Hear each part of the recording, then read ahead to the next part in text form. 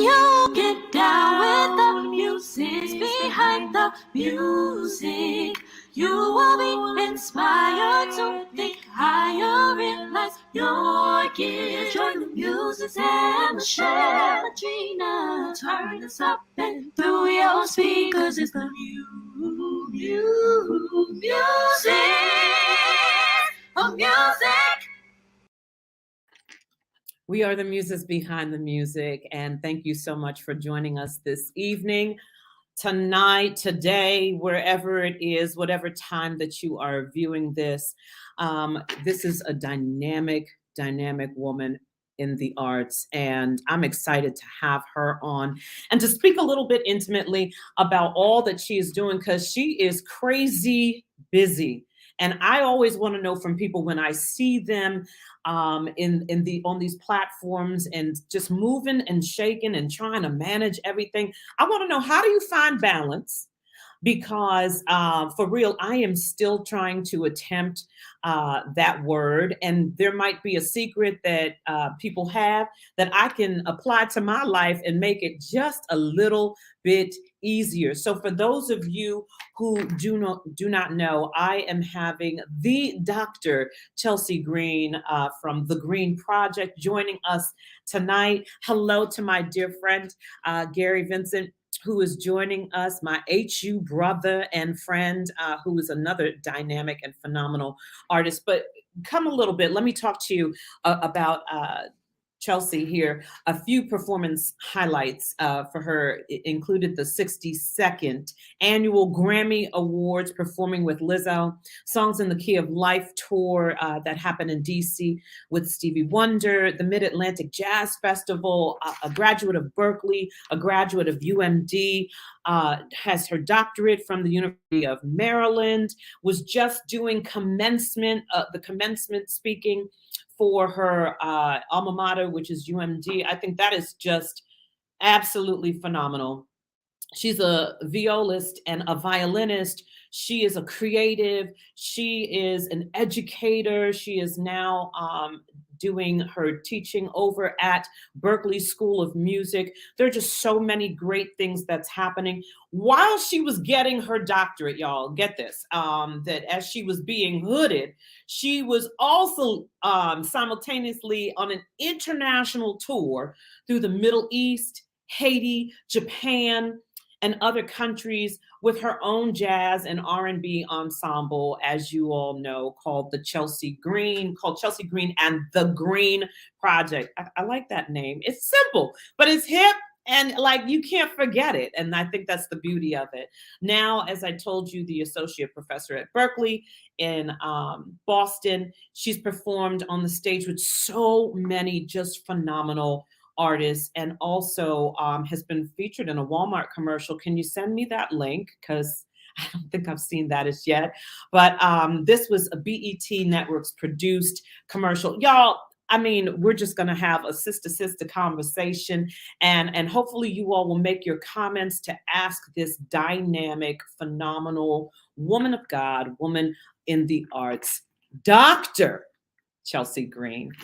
Hey, sis. Hello. Thank you so much for having me, Michelle. Listen, my good sister, I'm glad that I am having you. You know, it's been, with your schedule, it has been just crazy. Like, people will say, Michelle, your schedule's been, no. You, good sister, are out here and you're doing some great things. I was not kidding when I talked about the word balance, because that's not necessarily an easy feat to do. But before we get into that, I want you to tell us a little bit about you. Where are you from? How did the music and the passion for music, where did it start? That is a great place to start. I mean, I was born and raised in Houston, Texas, and I am from a family of musicians and music lovers of all styles, all genres. My grandmother and my mother very much loved classical music, and wanted there to be a violinist in the family. So when I popped out among all of the funk and soul and jazz and blues musicians that we have in our family, my mom really wanted me to be encouraged with the violin. They didn't force me to do anything. I will say that up front, but my mom always loved strings. So when I was very young, I started taking violin lessons at 4 from a violinist in the Houston Ballet Orchestra. And she became like a second mother because it was much deeper than violin for her. She wanted to fall in love with music. So I was grateful for that. That's really kind of dope. What's interesting is that most people would not, because I've talked to the string queens and, and most people wouldn't necessarily say that their parents were influencing them in the string field, because I'm always hearing piano or voice. Okay. And then later on in life. So I love that there was an appreciation for another instrument, and that you still, although it was, kind of, hey, let's check this out. It was still you who had decided. What became the turn for you? At what particular juncture in life did you say, this is it? Wow. That's a big one. I think I still ask myself that question every day. Like, right. Here we are with a new challenge with this instrument. But I will say a turning point for me, for sure, was in high school when I started playing viola. It was in my senior year of high school that I was just adamant about making the Texas All-State Orchestra. It was like a huge deal for string players in Houston and just the Texas region in general. It's a very competitive group.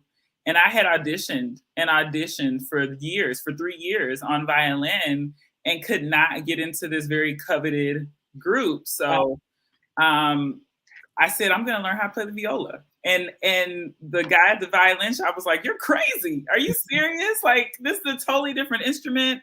The music is different. It's a different clef. You're going to have to read different. I was like, I don't care. I'm going to do it. And I was eating, sleeping, breathing, everything viola for a while, and just completely fell in love with the instrument and said, this is it. I ended up making the orchestra that year. I ended up making third chair in the orchestra that year. And I got a scholarship to continue it in college. And that was the professional turning point for me. Yeah. So undergraduate school was where? At UT, at University of Texas. Okay. In Austin. And that was rough. It was rough because a lot of people go to college playing an instrument that they've been very comfortable with for a long time. Yeah. I had just picked up viola in my senior year of high school. So I was learning how to play the instrument literally in college. And it was very hard. Fierce competition there? Oh, yes. Really? Oh, yes. It's a very competitive music program there. And I'm not trying to slight UT. Okay, y'all don't. Anybody who went, I'm not trying to do that. I just honestly don't know. So right. Texas, the music programs, at colleges in Texas, depending on where you are, are very nuanced. I think that's the best way to say it, because when you think about Texas band programs, anything about Texas football, right?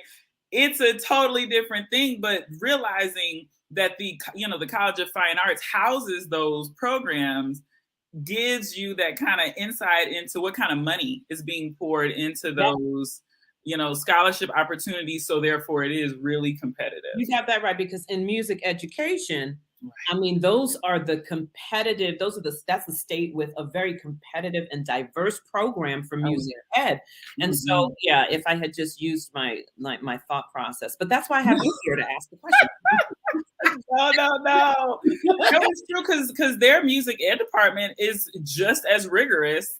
Absolutely. And they have a very expansive ethnomusicology area too. Really? Yeah, which was, to me in Austin, it's a good place to kind of spread the wings on what ethnomusicology is and what it's defined as. So it's been great to see them growing that program to include a lot more cultural resources. That's dope. So you come out, you go and do your master's. I do. And all of this, I love it.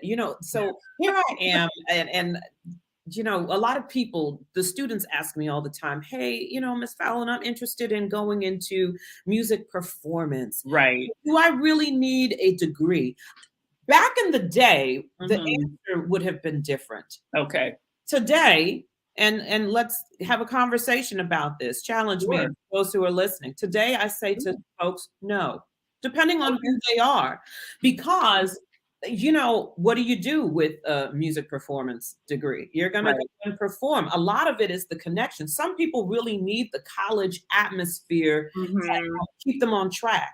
They don't have that natural drive and propensity to do this thing, or to want to say, let me invest out of my pocket, if they actually have jobs and the money I'm going to go get the coaches, and I'm going to go get the teacher, and I'm going to learn this stuff. They don't have all of that. So going to school is good. I don't know. What do you tell students who say to you, Dr. Green, right, do I get a degree in what, and what does a performance degree really do for me? How am I going to use it? Oh, I love this question so much. This is something that, I talk to my students about all the time. I think that's one of my favorite parts of being an educator is sharing space with them on what it means. Because you say one of my favorite words, invest. Yeah. Right? What it means to make the investment in their future. And I tell them all the time, social media has made them feel like things are so much more tangible than they are. And college affords options.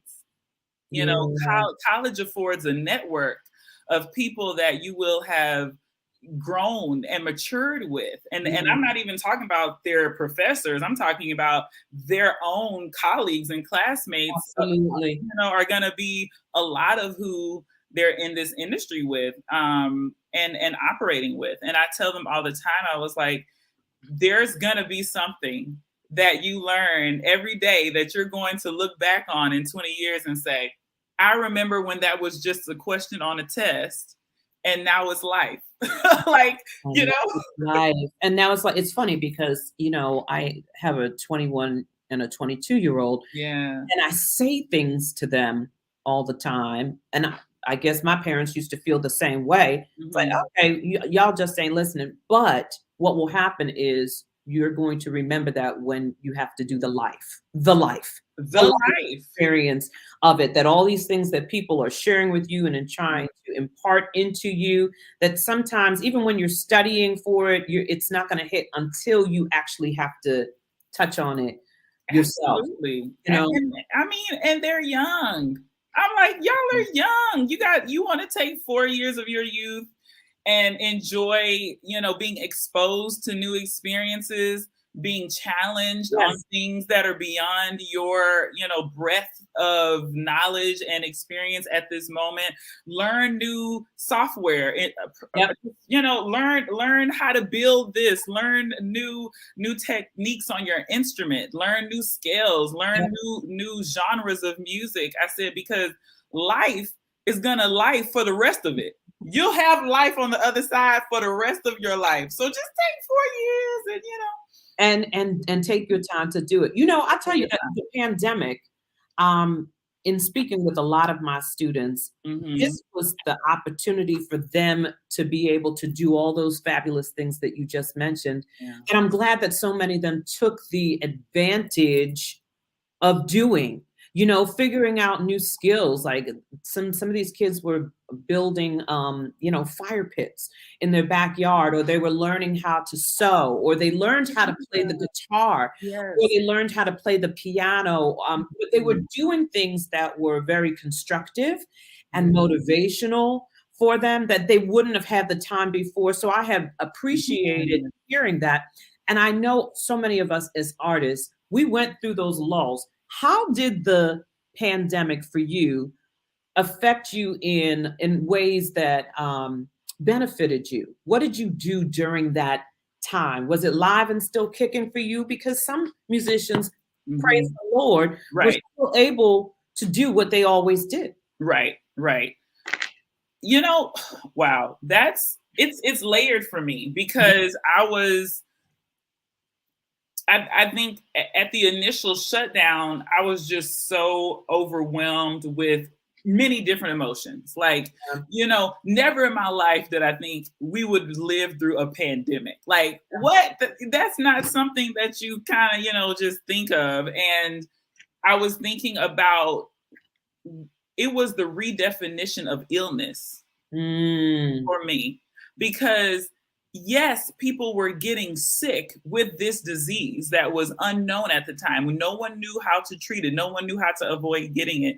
But also, it revealed so much about the sicknesses within the mentality of our culture, of our society, right? And that had a domino effect on how it went, how things happened, and you started seeing those literal iterations of greed. You started seeing those literal iterations of just what emotional health Yeah. means and why it is so vital to our health overall. Like it's much Absolutely.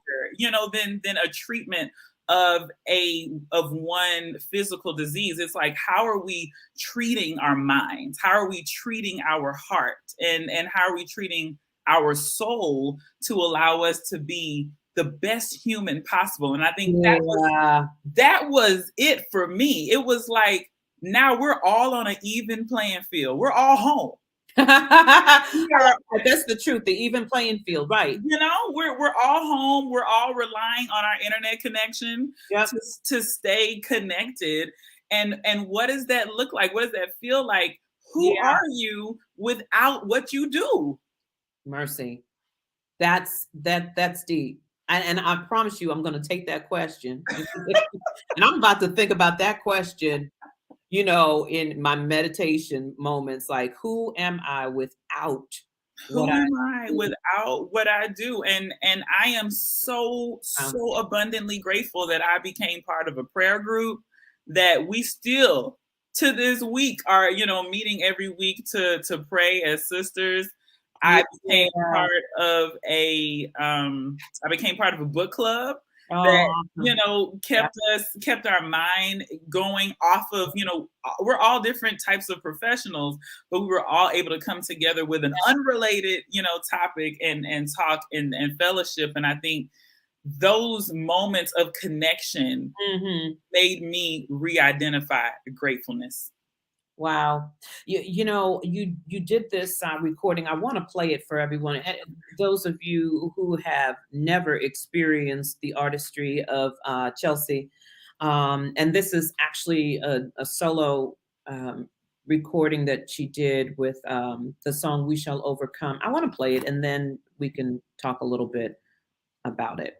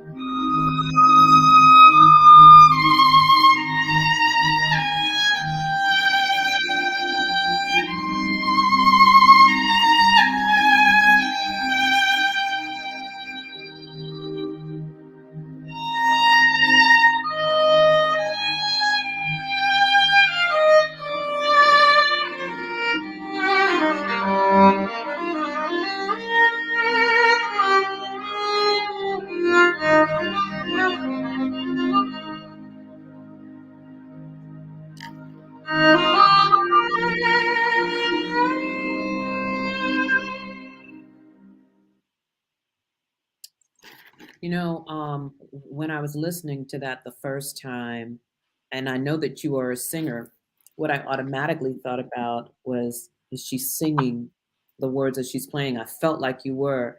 And even when you did that slight improv, I was just like, it hit my soul. Wow. It hit my soul because it was just so I don't know what word you were on in your mind in there, but it had hit me.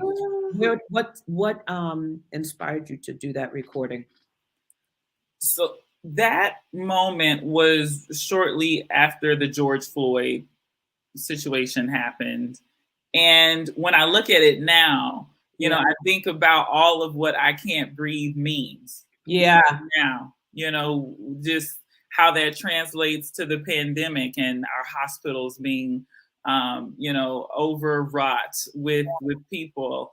And just what it means for people to feel like they don't have a voice. Mm-hmm. That's what makes me want to sing through my violin. And I'm grateful that the language in my house was always violin is a musical instrument, not a classical instrument.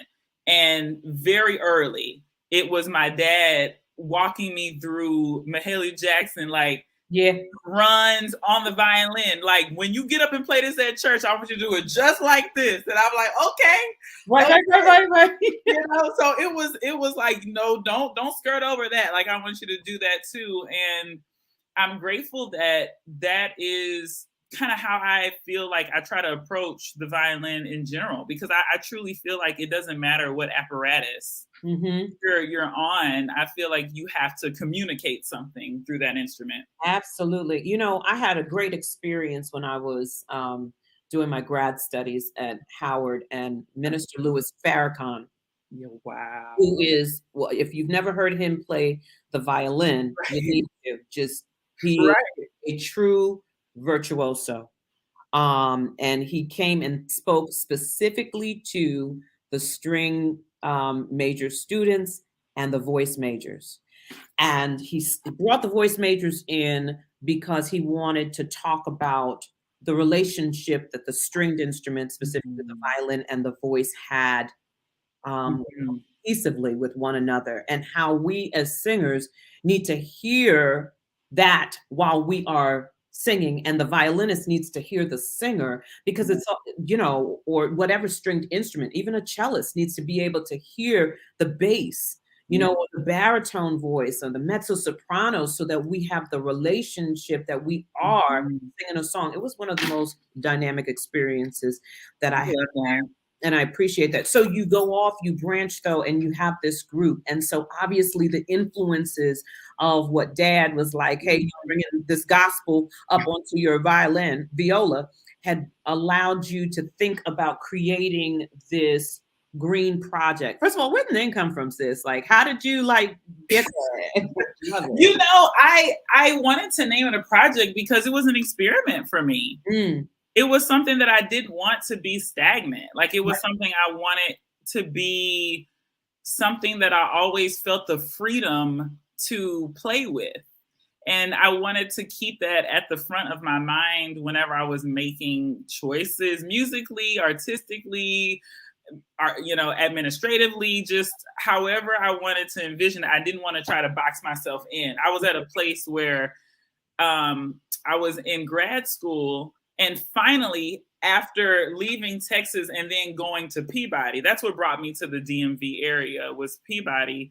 My teacher at Peabody blew my mind. He's still a very big mentor for me now, but he, you know, almost walked out of a lesson one day, and I was like, what are you doing? He's like, you're in here reading from a book. He was like, if you want to practice, you need to go to the practice room, and I can leave. But if you want to learn how to be an artist, then you need to have what you're looking at be in your heart. I was like, oh, music. Oh, okay. Oh, I see what's happening now. So he always encouraged me, you know, he always wanted me to do my best classically, but he knew I was doing other things. And so I ventured out to an open mic in Baltimore one night, and you know, I had just gotten stood up for a date. So I was feeling some type of way.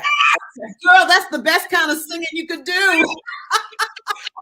I was feeling some type of way. Like, he is not, had my makeup on. I was dressed. I was like, I'm not finna go home and be sad on my couch. No. So, you know, I got up there because I was coming home from a gig. So I had my viola with me, and the DJ saw me And he was like, okay, I see baby girl at the bar with a saxophone. I'm like, sir. I'm like, who has a saxophone? And the bartender was like, girl, that's you. I was like, oh, me. So he dropped a beat. He dropped an instrumental of Kanye West, Flashing Lights. And I just improvised like for a good 3 minutes. And the club owner, crazy. They were going crazy. I was just going. I was like, okay, I'm gonna play. And the club owner asked me to come to sit in with the band that weekend. And that was the first moment of like thinking I could do something with that. Yo. And then getting the musicians. Now, because we are women in this industry. And I don't know, I'm assuming, all of us go through those biases, those, prejudice that, men don't even recognize some of them that they give off towards us. Did you have a challenge finding people? I'm not saying that you were going specifically for men, but I know that your band is comprised of that. Did you have a challenge finding people who were down for the cause, who got the vision, they understood the assignment, and they were wanting to be a part of it? We need to have a whole nother thing just about that, because being a band leader, wow, it's just a lot. And it's something that I didn't know. I didn't have a vision yet. Like, it was just so brand new to me. Yeah. I was just incredibly grateful. Well, I am incredibly grateful for how God has divinely placed people in my path with intention, like, because I could have not done it. Like, there was nothing that I did. That night at the open mic, a woman overheard my conversation with the club owner. And he was like, do you have your own band? I want you to feature with the house band, and then I want you to come and do a night yourself. And I was like, she got up from her table and was like, yes, she does. She has a band. She'll see you Tuesday. And I didn't know who she was at the time, anything. She took me to the side and was like, I am a very good friend of Drew Hill's music director. Stop it. He was like, they just got home from tour on Sunday and they don't have anything to do. They're going to be your band. I was like, what? Yo. It was crazy. The whole six-piece group was in there. I was like, this is blowing my mind. So yeah. So this is a dynamic artist right here, Greg, and he was just making that comment in there, and I just find that to be awesome. I know the band has always, every time I've heard your group, on fire, and that I know just helps to also boost what you're doing. There's nothing better than when you have some musicians that are tight and right and are supporting you, and then everybody on the platform can elevate the music to the next spaces. I mean, you are, girl, what a blessing. God is always intentional. So intentional. Always intentional with that. So now, do you operate your own thing? Is this self-produced? Girl, oh yes, come on, be the inspiration, because that's not an easy job. Something years ago, my former husband had said, you got to get on out there. He was really the one that had taught me about the hustle, the true hustle, and he's a jazz musician as well. So about getting out and doing your thing. You can't wait for people to do it for you. And in 2022, we expect things to be different. But I was also one who didn't want to give up my coins. Sorry. That's also a part of the conversation. Like I completely get it. It's real. And there were people who, I wanted to make sure as well that if you're with me, it's because you have bought into my vision, my calling, and that it almost literally becomes yours. Like it's a part of it, so that when you're doing it, you're not really working. You're you know what I mean? It's a part of just being it's yours. You know, it's Right. fun. You honor it. You respect it. The hustle is real Mhm. because you believe in this thing. Do you ever think Uh-oh. what? What? Do you ever think about Uh-oh. not doing, like, giving it over, letting somebody, I mean, because you're doing such a phenomenal job without. Wait. Let me be super transparent. Yeah. It has been part of my prayer for more than a year to have help. Oh, I'm not even gonna I'm not gonna hold you. Like, I have been like, God, I am grateful that I can stay up until 4 a.m. and make sure everybody's flight is booked and everybody has a room, reserved, and we have right. transportation ready, and the writer is sent, and but it is so many Right. pieces to manage by myself. It Yeah. is it can be a lot, especially when the school year is going Sure. and I'm managing all of my classes and all of my students. So it is a lot to juggle, and I am so grateful for what's possible now. I feel like with help and with assistance, it could be a different story too. Absolutely. Well, listen, we can talk offline on Okay. that. Got some good people Okay. that would absolutely love to, like, and if it's right, it's right, because it's all about connection. Just like, having a teacher, we got to be able to mesh well in order for Woo. things to work, right? So Right. you are an educator in college. What Yeah. are you seeing really come in? What kind of future? And Lord, for any of your students who are watching, I'm sorry. I just want us to be transparent, though. No, I mean, absolutely. And I tell them all the time, I am very grateful to have so many types of diverse classes on my Mhm. roster. I teach a class that really talks about the real world of the industry. Yes. And it's absolutely one of my favorite courses because I present them with experiences I have lived through, just like real deal experiences. And, it's so revelatory to see their exposure with social media and with what they're already doing. At a school like Berkeley, you're dealing with kids that have a lot of them have experiences professionally Yeah. already. Yeah. I have, one of my students, not this past semester, but in the fall, was like a viral violin sensation on the internet. And it was very candid conversations about like ownership of music, Yeah. development of content, balancing her studies at school with like managing that and endorsement deals. And, it was a lot of conversation about career management, right? And so I see them as being eager in a different way because I feel like they're looking at different options in the industry than I was. I can only speak for myself. But when I was in college, it was audition for an orchestra and sit down and get your check. Like that, That's it. That's it. No, I was literally in this conversation the other day with a good, really good friend of mine about, it looks so different.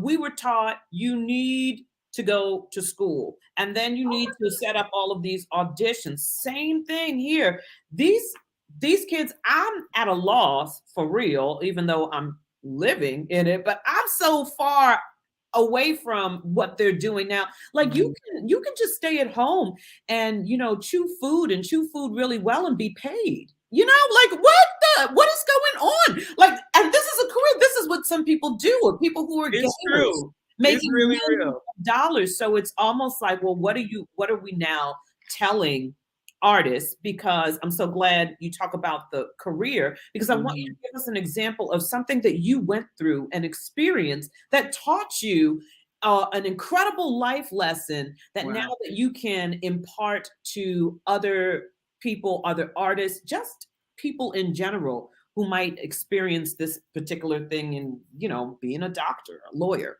Right. And that's one of the things that I always preach about too, is that we're all artists. Everybody that wakes up in the morning and has a plan to their day and ends up changing those plans, you just improvised. Because that's the reality, right? You know, that's the reality. We're all, you know, working on our personal improv, whatever it looks like for our life. So I think what the beautiful thing about, you know, when you say something that is, you know, people are being paid to chew, which is so real. That's so real. And then people are being paid to, you know, be the finest soloist, you know, at the proms. You know, it's up, it's here and there, but it's making, again, people be humanized. Yeah. What are you behind what you do? Like, what else is there? Yeah, we know you can sing. We know you can play.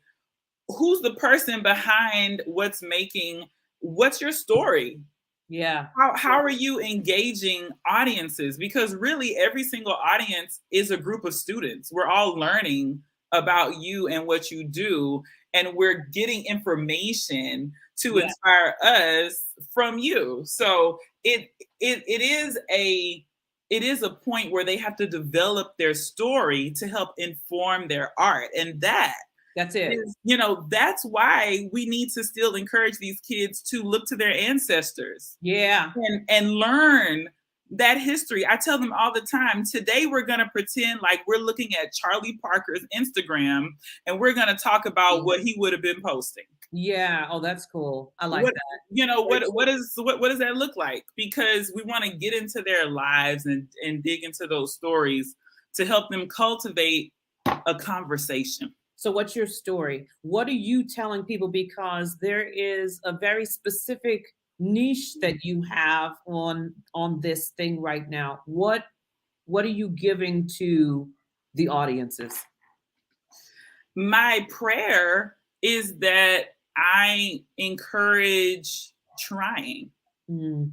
You know, I struggle with the word excellence because there's such a pressure with what that can be. You know, you have to be this, you have to excel at this, you have to do better than, you have to make sure you're showing up better than. And sometimes for emotional wellness, excellence is showing up. Absolutely. And it's so relative. Excellence really is a relative word. It's very relative. And so, you know, to try to, I hope that from my walk, you know, it's not something that I necessarily articulate on stage, but I just want people to know that they have space to be different. Yeah. Like, you have space to have your own idea and try it. Try it at any age. Try it. If you want something to change, you have to change it. Yeah. You know, and I think as I'm getting older and seeing my parents age and, you know, grandparents passing away, it hits different when you're maturing and seeing dreams not realized. Mm. Like, why was there resistance to change because of a circumstance? And I think that's something that I'm so challenged with, because the younger generation don't feel like that. Yeah. They see it and they gonna get it by any means. Like, I'm gonna do this and I'm gonna do this, and, you know, and I just feel like our elders have so much life to live yet, and it's possible. You know? Yeah, you know, I think I'm as well seeing so much of this younger generation get caught up into the myth of what they see too. Yes, you know, there's so many of them who they take the plunge, they take that challenge. It's really a self-driven challenge that they have. But with social media, they are so easy to accept everything that they see as reality. And they don't realize that people are choosing. I choose what I want you to see. I choose the image that I develop for you to walk away. We're all doing that.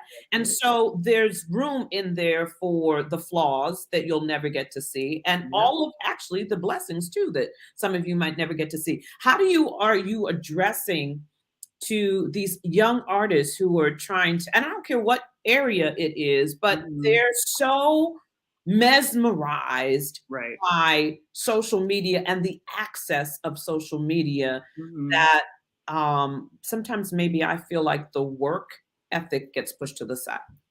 Oh, I agree 100%. And I think that speaks much to our conversation around why I still feel like school is so, useful and Yeah. helpful, because it's going to challenge you. That's the part. Yeah. I feel like they're able to avoid it, because when you can pick who you follow, you don't have to be challenged by your views and opinions and feelings, because you can just unfollow, you can mute, you can hide, you can swipe somebody away that Yeah. doesn't agree with your line of thought, instead of being challenged intellectually Yes. to not only understand but to communicate through what those challenges presented your own thinking. Yeah.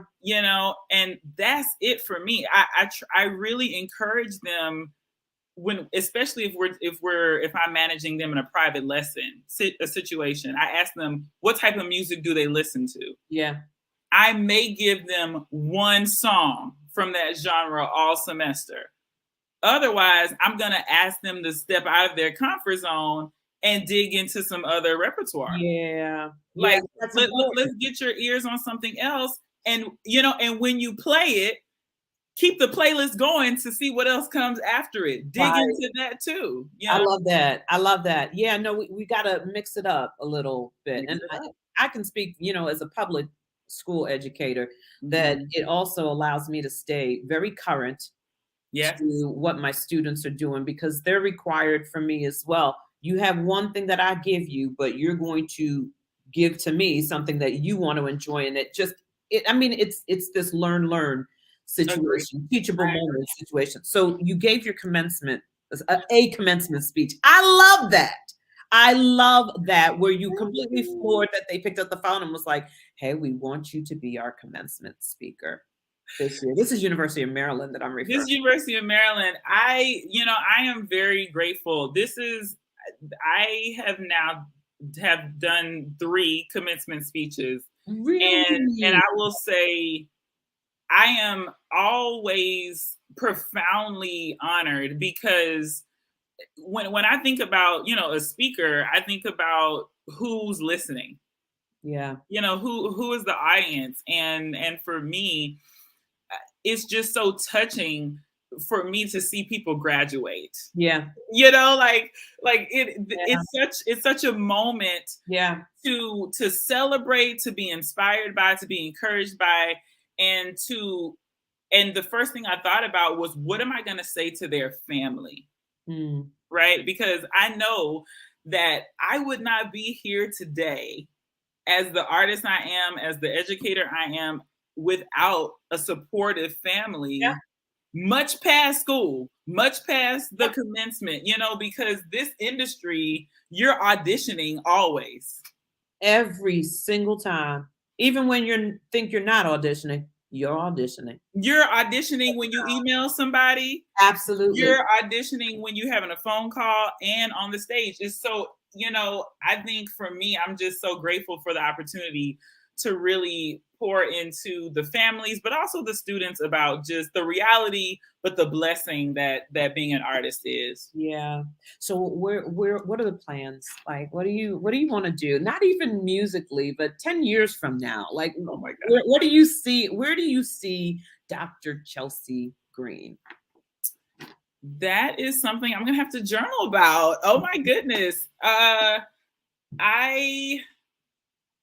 pray that I'm just still performing, making music. Yeah. I just want to keep creating, keep collaborating, and keep making music in all the different iterations that can manifest. So I just want to keep going. Doing dynamics, sis. Like, you are like rocking this thing, doing it self-produced. I mean, it's an inspiration to me. It's an inspiration, I believe, to so many young artists who are coming up. They need to hear these stories. They need to hear the difficulties They need to hear about the blessings that come. They need to see this is the manifestation, what you're doing, of the hard work, and the excellence and just the time and finding balance. I asked you that at the top of the show. How do you do this? I mean, it's a juggling act, literally at times it seems. But is there something that you go to for your own personal inspiration, for your time of respite? How do you manage? I have to give that to prayer. Yeah. That's my only thing that I try to be as consistent as possible with, because I want the line of communication to be open with God, who I call my business partner. Yeah. Come on, business. Right? He is my divine business partner. And I want to make sure that the line of communication is open, not only for me to speak, but for me to be able to hear as clearly as I can. Because like I was saying, I need his help. I need his hand and his guidance with every step, because ultimately it's not about me. It's not about me. It's not about, us and what we're doing. It's about that 4-year-old girl who just catches a glimpse of Michelle Fallon on stage at the Kennedy Center, and it's like, mommy, that's me. That's what I do. And for her to grow up and see no challenges with that, because she's gonna have that etched in her mind. That's the job. Yeah. That it can be, I've spoken about that many times before. Yeah. But to be able to know that it's possible, like when that little boy first met Obama, the little right, like now it's possible. Like right. I see this man, but I met it is possible, and he looks like me, and that's one of the things that's so important. What did you share? One thing that you shared with the graduating class of 2022 that you will leave with all of us to take, the challenge? One of my favorite parts of that speech was, when I just said earlier about us all being improvisers. I said that, the Grammy goes to that young man playing 3 sets 3 days a week in the A-Train subway station after working 8 hours at an unpaid internship, just so he can, spread his wings and share his voice. Yeah. I said that Oscar goes to the young Black man that lives to drive away from an unmerited traffic stop because he fit the profile. Yeah. Right? All of what you have to act in and be in creatively, just intellectually, in certain moments in your life, that's what's going to challenge you and fuel your art to do more. Because more than just us releasing albums and stuff, we are contributing to society. That's it. I tell these young people all the time, my belief is that we as artists, when God has given us the gift of music, like it's a major gift, and we have a responsibility to speak to things. Things that are moving in here. Like, we can't just make the CDs. We can't just make we can't do that. It's not like a whole album has to be geared towards it, but we do need to be hands-on, giving into the community so that we know how to give back, and that the future generations are going to do the very same thing. Outside of that, Chelsey, what's a pet peeve of yours? What is it that just drives you crazy? A pet peeve? Oh my goodness. I don't know. Like, in what type of situation? It doesn't even matter. Anything. Anything. It could be the simplest. It could be the most intellectual, Well, this one, my friends always give me a hard time for this one. So I'll say this. I do not eat finger foods with my fingers. I just I cannot eat So you chips. don't eat pizza? I don't know. No, I eat chips with a fork. I eat popcorn with a spoon. I just do not like touching food. I just can't. I can't think about putting it in my body and after touching it. Is that OCD? Is that a or a anal? Is that just what is that? So I will say it started when I would have to take a quick lunch break in between like orchestra sets. Yeah. And we would have to and maybe I wouldn't be able to go to the restroom to wash my hands. So I would just take a fork and eat my chips. Now that's the only way I will eat chips is with a fork. Everybody who's listening and watching, please do not follow this. Chelsey, fried chicken. Do you eat fried chicken? I do, and you probably would be really annoyed with how not the knife and fork. Yep. Yep. Yep. Now, if I can wash my hands before I go in on some fried chicken, then I'll do that. But I can especially if I haven't washed my hands, it's no way possible. I'm sorry, that's just hysterical. That really is. That's hysterical. So, inquiring minds want to know. Mind's inquiring. Are you on the market, sis? Because there are lots of single people out here.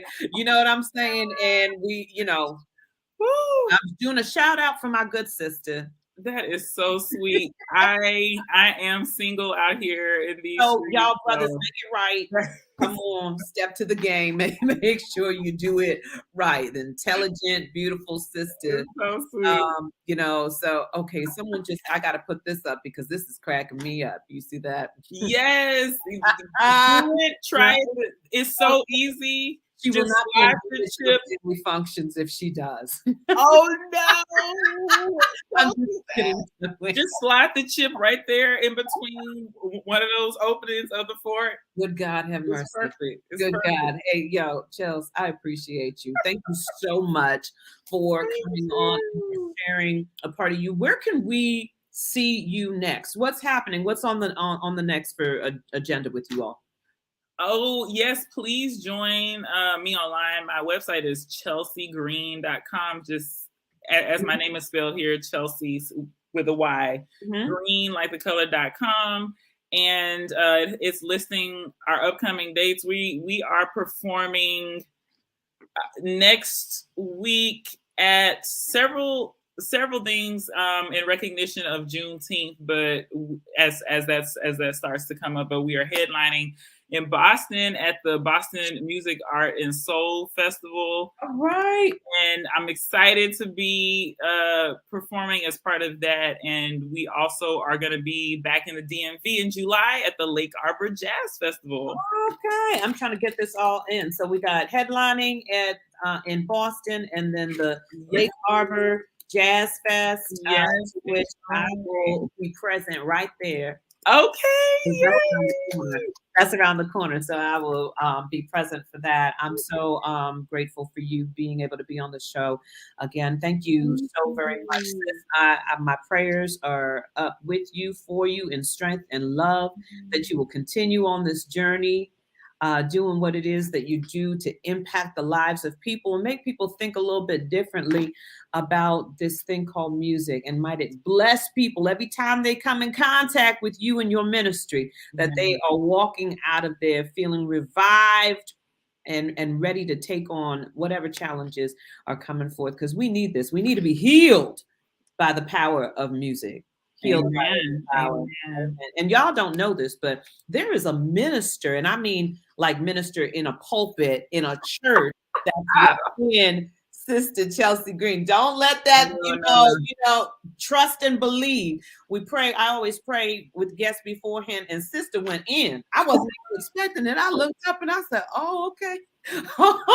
Have mercy. I thank you. And I receive. Thank you. Thank you so much for having me. It's such an honor. I truly, truly appreciate you and everything that you pour into our community doing. Thank you. I appreciate that. God be praised. And to all of the muses that are out there, thank you once again for joining us. I look forward to seeing you all in the next couple of weeks. Until then, peace and love. Blessings.